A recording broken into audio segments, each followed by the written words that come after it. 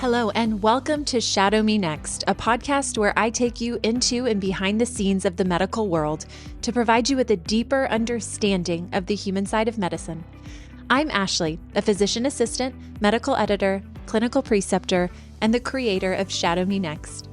It is my pleasure to introduce you to incredible members of the healthcare field and uncover their unique stories, the joys and challenges they face, and what drives them in their careers. It's access you want and stories you need. Whether you're a pre-health student or simply curious about the healthcare field, I invite you to join me as we take a conversational and personal look into the lives and minds of leaders in medicine.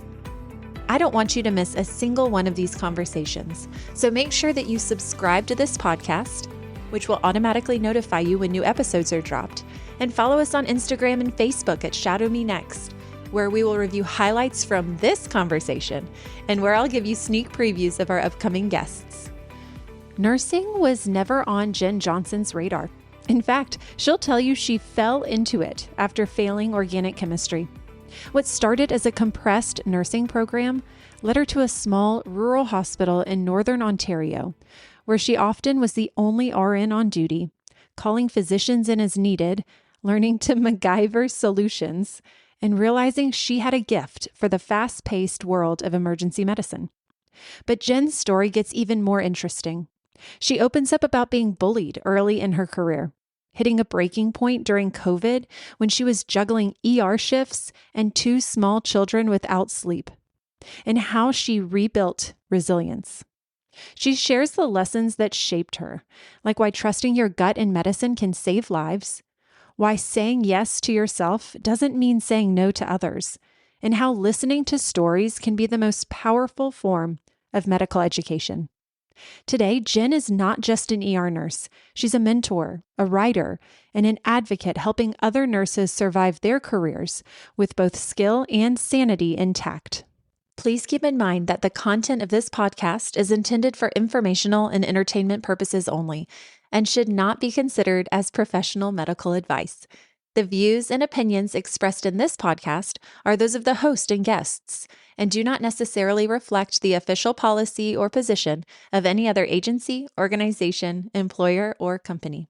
This is Shadow Me Next with Jenn Johnson. Jenn, thank you so much for joining us on Shadow Me Next today. This is going to be a really eye-opening conversation for a lot of people. Number one, because of what you do and where you work, but number two, because of your experiences in those places. So thanks for joining us. Thanks for taking the time.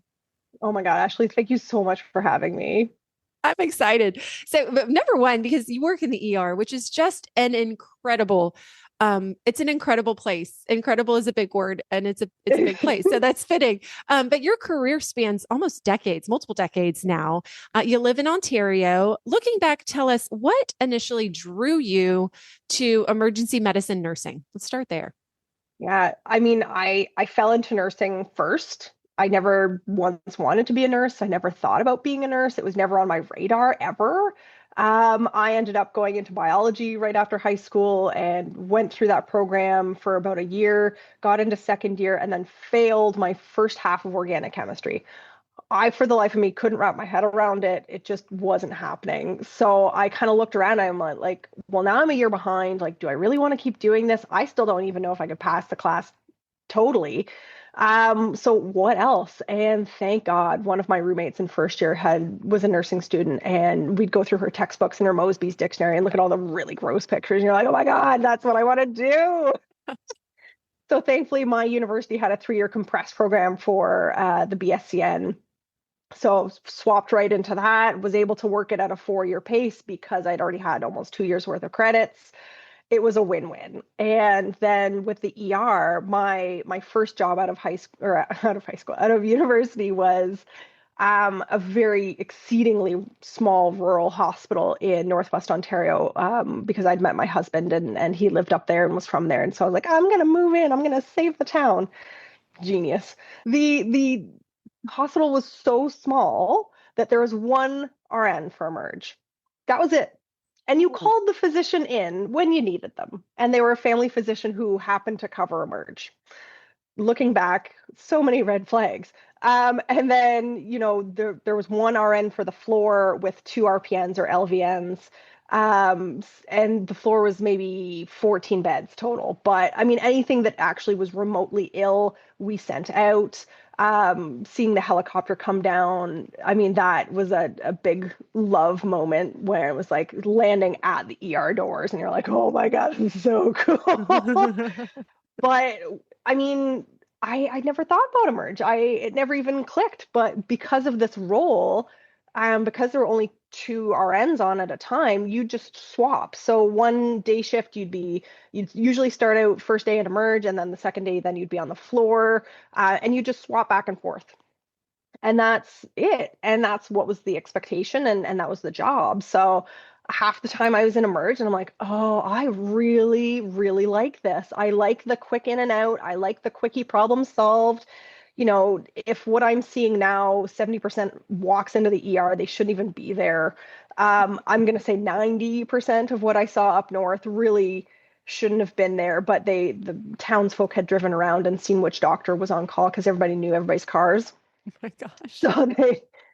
So I couldn't get in to see my family doc. So they'd drive around. Oh, they're on today. So then they'd come into emerge. It was just a lovely introduction to rural nursing. It is something else. Like you want to MacGyver something. Whoo, that's going to be the place to go for sure.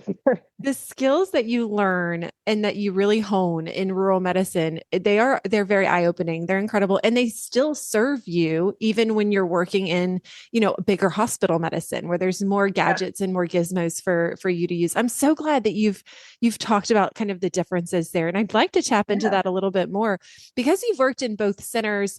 How do those settings, well, I guess I should say, how did those settings shape your perspective on team culture? Because my God, when a team is two people can be a team, but your team was rather small. And now you felt like a bigger team and what that's like. What's changed or what's kind of helped out with that for you? Honestly, the politics, bullying in nursing, while it is finally being addressed and finally really coming down, it was pervasive when I first started. And so my first job, that hospital, I was bullied relentlessly by my superior. Couldn't tell you why, other than I was a Southerner coming up to the north.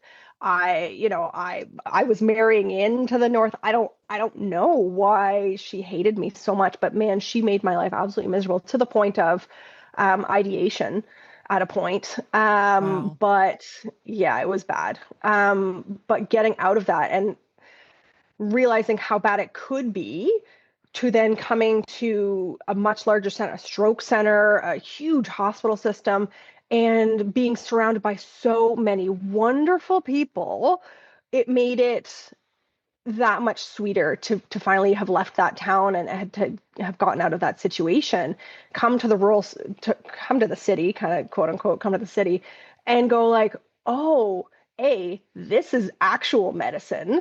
This is what's actually supposed to be happening. This is what happens when you have access to a CT scanner and RT and, all these extra support services and support people.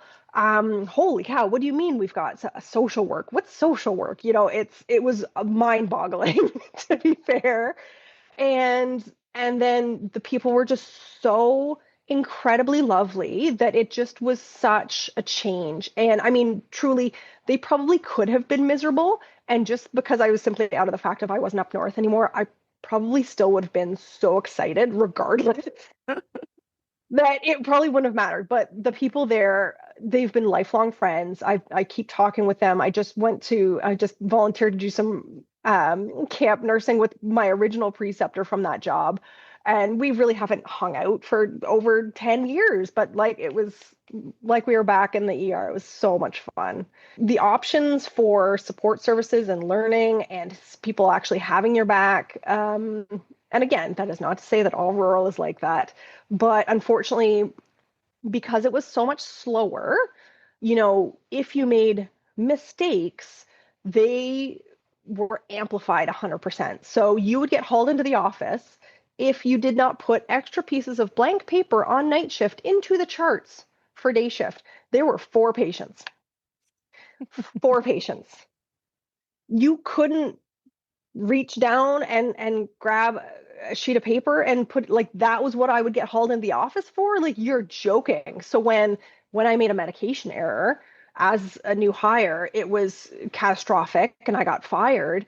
But was able to fight it and do lots of remediation and come back and then worked another 5 years in that place. Um, it just goes to show that, like, because there's nothing else to focus on, they mitigate the very, very small things. So just be aware that that may be the case. I think that's a really good cautionary tale. And sometimes when you're so micromanaged and you're quote unquote doing things incorrectly that really don't contribute to Matter. patient care, They they don't matter. don't It matter. makes it more stressful when you are making decisions that contribute to patient care. And I think those, the environments, or we talk a lot with pre-health students about your environment that you're working in. And it's one of the reasons why I love Shadow Me Next, because people describe these settings where the environments are just, I don't want to use the word toxic, but toxic. Oh no, 100%. And, it really, like you said, it can really inhibit you from doing your job appropriately. Jenn, you mentioned bullying in healthcare, and thank you so much for diving into that and giving us a really good example of what that looks like. We hear a lot about burnout. I think you're really good about talking about a lot of these challenges that we're experiencing in healthcare right now. Bullying is one, burnout's another. You had an experience during COVID that was, of course, we all did. That was really challenging, challenging for sure, right? And you've basically said saying in the past, you've said saying yes to yourself doesn't mean saying no to others. And I'm sure that phrase has come from understanding and appreciating all of these challenges. Break that down for us for just a little bit. Before we hear what Jenn has to say, let's pause briefly for quality questions. This is a segment on the show where we discuss potential interview questions that you might hear on your own pre-health interview. Now, this is a really great one and something that I ask myself during interviews, and that is, tell me a time when you said yes to yourself.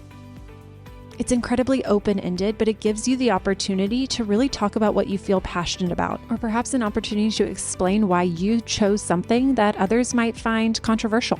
Keep in mind that there's more interview prep, such as mock interviews and personal statement review, over on shadowmenext.com. There, you'll find amazing resources to help you as you prepare to answer your own quality questions. Yeah, there's nothing like breaking to your absolute bottom, which again, I thought my bottom was working in that, place up north and getting fired and fighting months to get back. I thought that was bottom. And at the time, it was my bottom. COVID brought a whole new layer. And it wasn't so much the medical ethical decisions. Like, thank God, Kenna, we weren't nearly to we just don't have the population. So we weren't to the volume that you guys were. And so that it took that portion of the burnout off. But then it was the sleep deprivation. So I had young kids. My kids were 4 and 5.5 at the time of lockdown. Daycare shut down. All of a sudden we had no access to daycares. My family was adamant that they couldn't help out because, granted, they were petrified. So they kind of shut down. So they weren't able to come and help watch the kids. So all of a sudden, and my husband's also essential. He's infection control, no less. So it's one of those things where we were both working, and I was working shift work. He's Monday to Friday, 8 to 4. So there was a little bit of overlap where it's like I worked all night, and then I have to stay up all day with the kids, because you can't really let a 4 and 5.5-year-old like go without a moderate amount of supervision. You can't. You're asking for trouble. It's not going to go well. Back in the ED if you do that. Yes, 100%. So it's like I would stay up all night, then stay up all day, and then go back into work and stay up all night and then stay up all day. Like, I was on 3 days, no sleep at a time. And when I tell you sleep deprivation is absolutely used as a torture method for very good reason, it is something that I had no idea contributed that much to burnout, because I'd never experienced it before. You have your morning, the new mother phase and getting up with the kids every 2 hours for 3 to 12 months. Thank you, Elise. So yes, you were out of your mind, but you got to nap in between. Whereas this was like flat out. I was lucky if I got maybe a 3-hour nap at work. and then maybe a 1 hour nap at home once my husband came home, and before I went into work. So it was fragmented at best. So the sleep deprivation, the fear, the anxiety, the you underestimate how much you take for granted as to people up top know what they're doing. When policies are changing morning to noon to night, and then again in the morning, noon to night, and changing almost hourly, you feel that nobody, and again, nobody knew what was going on. Nobody knew what was happening in the early days. So we all were just kind of trying to put it together. But that fear level of, am I going to bring this home? Am I going to be put on a vent? Am I going to survive this? Am I going to bring it home to my kids? Am I going to infect some other family member, or am I going to infect another patient? Like, that was what was running around our heads a lot. So that mixed with the anxiety, mixed with the fear, mixed with the sleep deprivation, just completely bottomed out. So when it came to the point of, we finally got a little bit of daycare back, I was very adamant, like, I need sleep. And thank God there were therapists who were willing to volunteer their time. And I probably racked up like $5,000 in free therapy. I was like, I'm allowed to say I need to sleep. That's something that I'm allowed to say. So let me start taking that route and putting myself first. And it wasn't until August 2020 that I'm like, no, I seriously need to put myself first. Like, I do need to go on antidepressants. I'd never been on antidepressants before. I need to go to therapy. I need to take time off. I need to swap my job. I went to PACU for a period of time, for about a year. I needed to swap a whole bunch of things around to kind of start to make things work. And I was like, well, that's what needs to happen, because I can't do it all.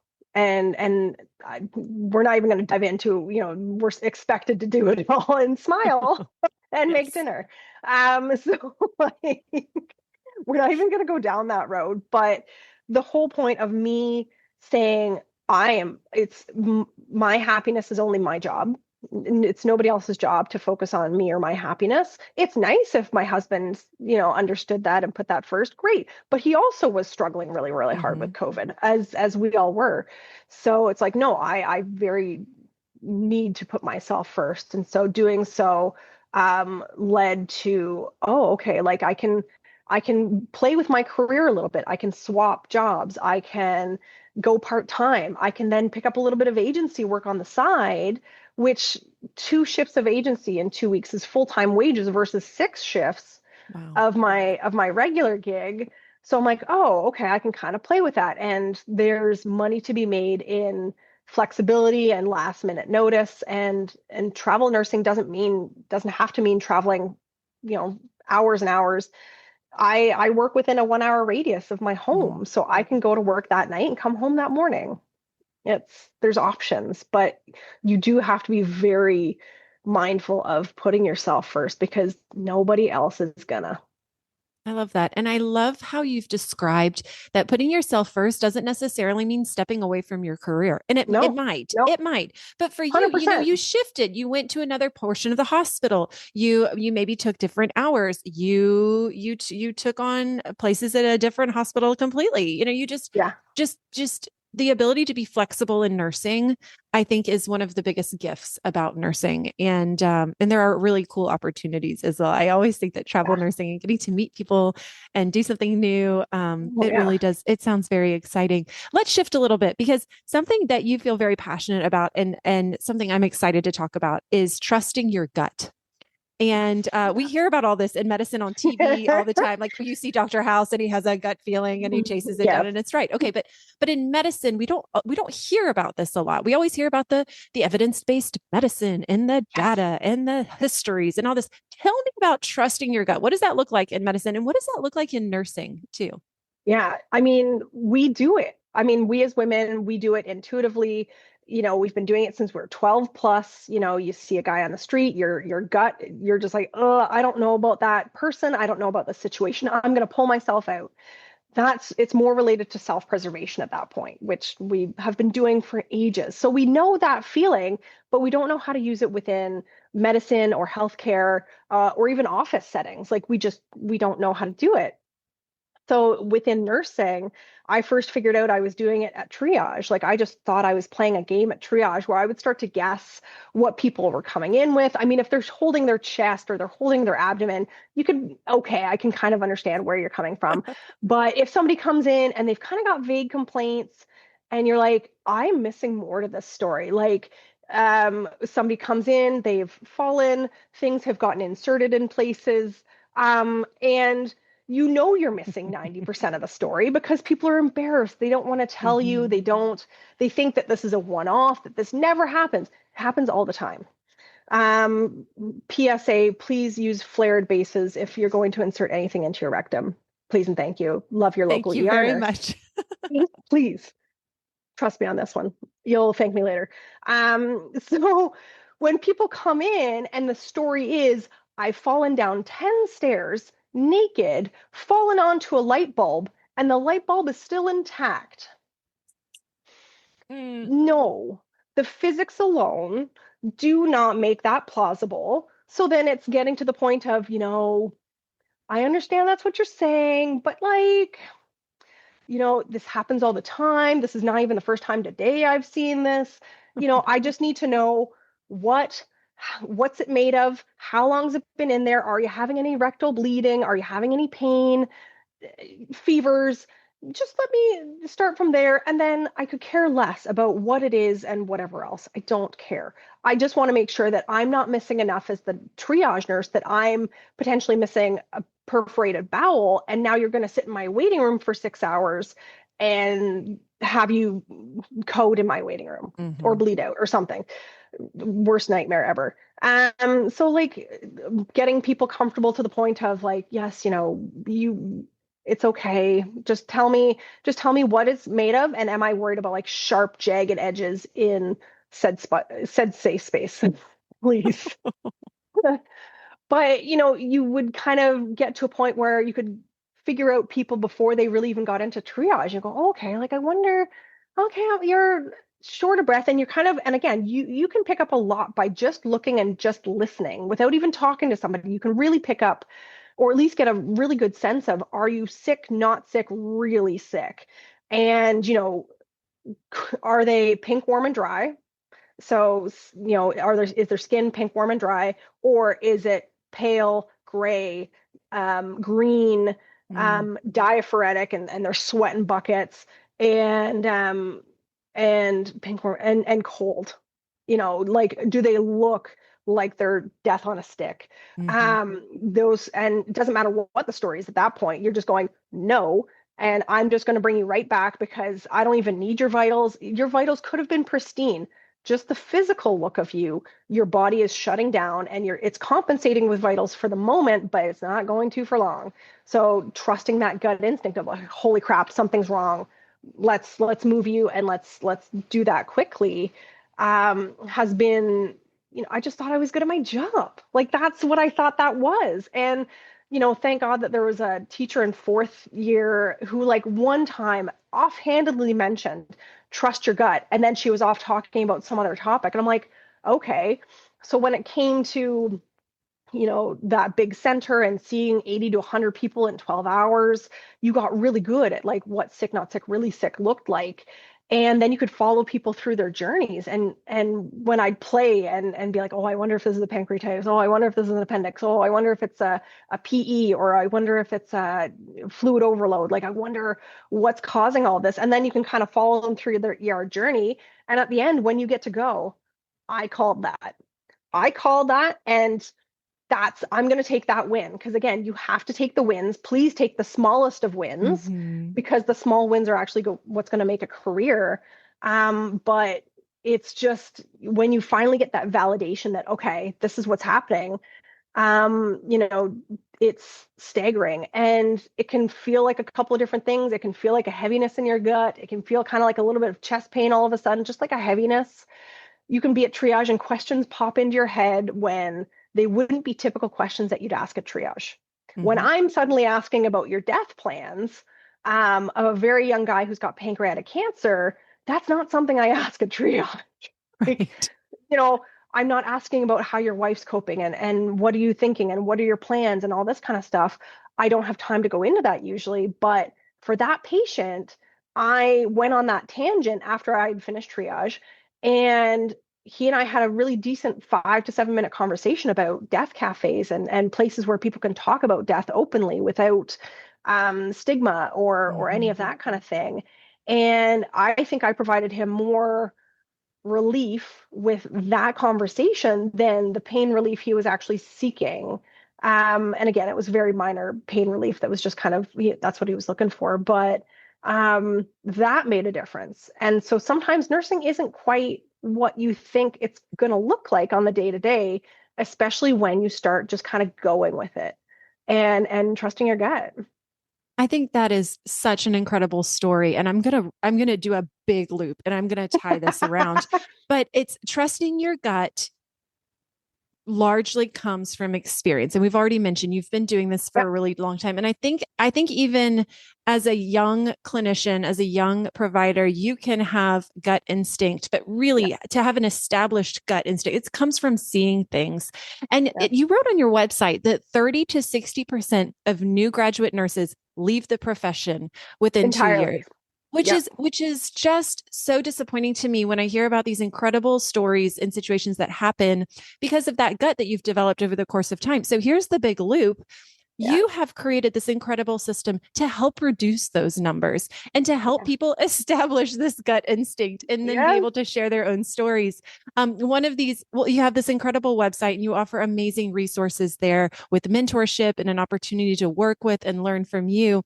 But you have a book called Nursing Intuition: How to Trust Where Your is it? Gut, Save Your Sanity. There it is, and survive She's your hiding. career. It's an incredible opportunity for students to really understand and for nurses to have the support. So thank you for writing that. What would you hope that people are taking away from the pages of this book that you have worked so hard on? That we all learn from stories better than we do from classrooms. If somebody is telling you a story, please listen. That story has stuck for a reason. There is a lesson in it, even though it might just seem like a funny, haha, goofy kind of story at 3 a.m. There is always more to that story, and there's always a lesson within it. So please listen to other stories, because that's half the fun of nursing, is bonding over our very shared experiences that has spanned, it's 17 years at this point with me. But like, we all have things that if you can learn from my mistakes, and please do, I'm really hoping that you don't make them yourself. Like, you can save yourself that agony, and stress and all that kind of stuff. I'm hoping you can learn from it from me. But at the same time, like, the science is behind nursing intuition. Mm-hmm. So just in the last, I think, 8 months alone, there's been, I think, 1,300 papers, peer-reviewed, evidence-based, scholarly-based papers that have been published with some form of base on nursing intuition, specifically nursing intuition. And there's also the statistic that even if so say you're the new nurse, you think that something's wrong with your patient, you go get the doctor has another touch point on your patient. Even if you're wrong, and nothing changes, there's no new orders, nothing new happens, that patient outcome still improves. So Wow. even if you're wrong, you're still advocating for your patient, you're still improving your patient outcomes, even when nothing changes. But again, had you said, okay, I think something's wrong, doctor comes in, you're right, you've now saved yourself a ton of grief, a ton of stress and worry and anxiety, and potentially not having that patient loss, potentially not having to carry that patient with you, because you will carry patients with you. If you can decrease it by 1 or 5 or 10, you know, that again builds into having resilience, because now you're not having to carry those patients and their stories with you as negative stories. Now it's a learning story. Hey, I had this patient, things weren't going well, I thought that maybe I should just call the doc, something, they came in, went, holy cow, we've missed this entirely, we're changing course, and now I've saved that patient. We don't get saved that often, and usually not in a way that you can actually come back to. So when you get those moments, like, take them for all they're worth, because the bad days will overshadow the good, for the simple fact of we're so hard on ourselves. Mm-hmm. So just take it with a grain of salt, trust your gut, if nothing else, ask somebody else, ask a coworker, ask your charge nurse, but voice it, please just voice it. Absolutely incredible. Jenn, you're amazing. Tell us your website. Tell us where we can find you and how we can connect with you and get our hands on these great resources. Yeah. www.nursejenn.ca. My TikTok and Instagram is at ernurse.jenn, Jenn. And LinkedIn, where I'm actually probably the most active, is Jennifer Johnson, BSCNRN. Don't come for me. There's too many Jennifer Johnsons. So that's where you can find me. You can also email me at Jenn, Jenn, at nursejenn, Jenn.ca. You are incredible, Jenn. Thank you so much for sharing your story, for developing these incredible resources, and for joining us on Shadow Me Next. Thank you so much. Thank you so very much for listening to this episode of Shadow Me Next. If you liked this episode, or if you think it could be useful for a friend, please subscribe and invite them to join us next Monday. As always, if you have any questions, let me know on Facebook or Instagram. Access you want, stories you need. You're always invited to Shadow Me Next.